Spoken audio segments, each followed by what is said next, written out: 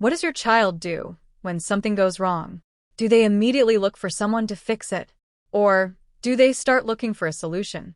Because here's the truth. Life isn't measured by how few problems we have. It's measured by how well we solve them. Every child will face obstacles.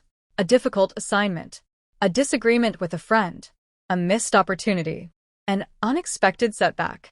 The question isn't whether problems will come. It's whether your child will see themselves as someone who can solve them. Today, I'll share 3 practical ways to raise a child who doesn't panic when problems appear, but learns to solve them.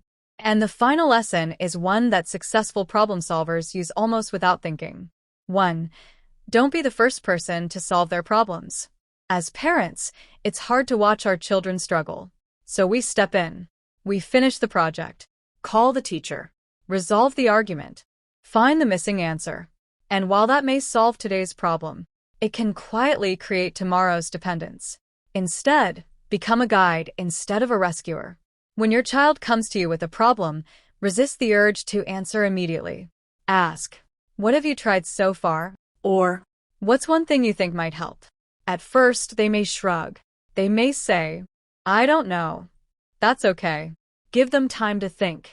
Every problem they work through themselves strengthens their confidence in handling the next one. Because problem solving isn't inherited, it's practiced. But confidence alone isn't enough.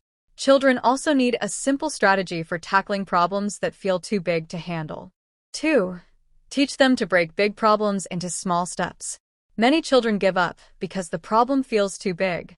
A huge school project, a messy bedroom, a difficult subject. Everything feels overwhelming. Here's a simple strategy. Teach them to ask, "What's the first step?" Not the whole solution, just the first step. If they're overwhelmed by homework, maybe the first step is opening the book. If they're nervous about a presentation, maybe it's writing the first sentence. Big problems become far less intimidating when they're broken into smaller actions. Children who learn this stop saying, "I can't do it," and start saying, "I can do the next part." That's how real progress happens. But there's one habit that separates good problem solvers from great ones. And it has nothing to do with intelligence. 3. Teach them to look for possibilities instead of obstacles. When something goes wrong, most people immediately focus on what's impossible. This won't work. It's too difficult. There's nothing I can do. Great problem solvers ask a different question. What can I do with what I have? Imagine your child's science project doesn't go as planned the night before it's due. Instead of giving up, encourage them to ask, "What's another way to present this idea?" Or maybe their football match gets canceled. Instead of spending the day disappointed, ask, "How else could you use this time to improve?" This mindset doesn't ignore obstacles. It simply refuses to stop there.